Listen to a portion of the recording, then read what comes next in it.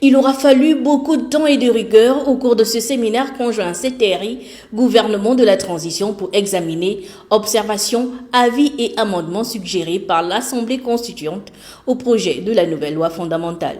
Nous sommes arrivés au terme de l'exercice que nous avons commencé en fin de semaine dernière, c'est-à-dire l'examen de l'avis motivé de l'Assemblée constituante sur l'avant-projet de constitution rédigé par le Comité constitutionnel.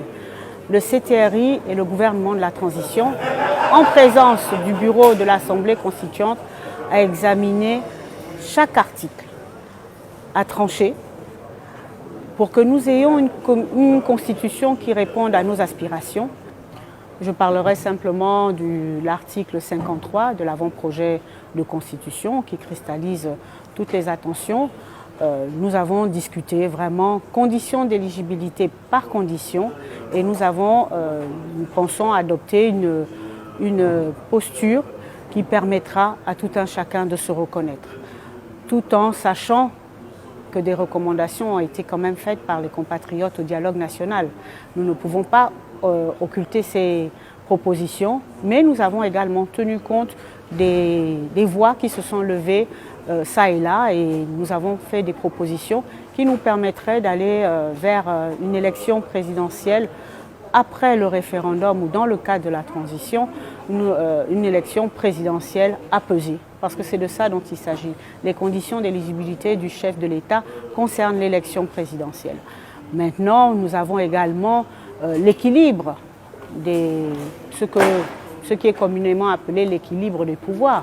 En fait, c'est des contrôles d'un pouvoir à un autre afin que notre société, notre pays soit dirigé de manière harmonieuse. L'examen de ces 180 articles de la Constitution aboutit à la mouture finale qui sera adoptée en Conseil de ministres.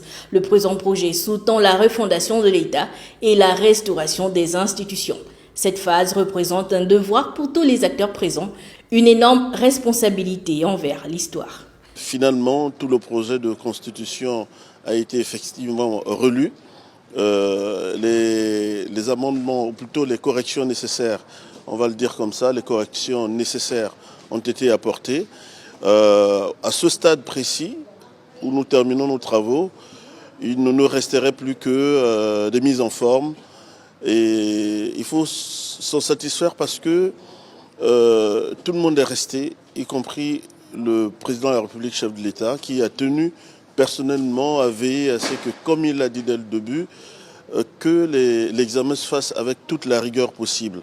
Il est resté du début à la fin, donc de l'examen du premier article au dernier, ce qui montre à suffisance à quel point il tenait à ce que ces travaux-là se fassent de la meilleure des façons et dans la rigueur nécessaire. Ce projet de constitution est le reflet de la volonté du peuple gabonais au travers de ses nombreuses contributions au dialogue national inclusif. Ce même peuple souverain sera sollicité à se prononcer sur ce texte incessamment au cours d'un scrutin référendaire afin d'aboutir à un retour à l'ordre constitutionnel.